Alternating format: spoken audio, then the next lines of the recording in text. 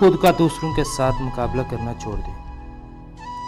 सूरज हो या चांद अपने अपने वक्त पर चमकते हैं।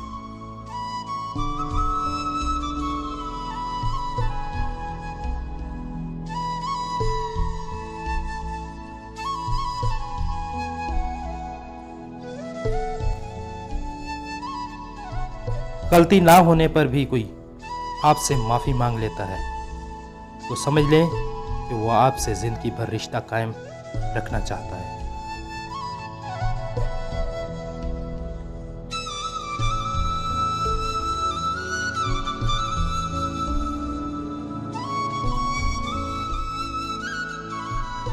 जो शख्स तुम्हारी निगाहों से तुम्हारी ज़रूरत को समझ नहीं सकता, उससे कुछ मांग कर खुद को शर्मिंदा ना करो।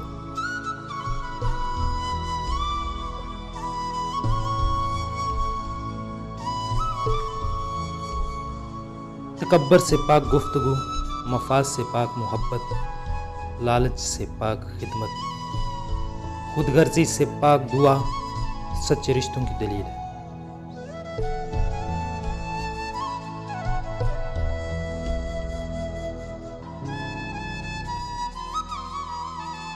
गुफ्तगू एक ऐसा अमल है जिसकी वजह से इंसान लोगों के दिल में उतर जाता है या लोगों के दिल से उतर जाता है।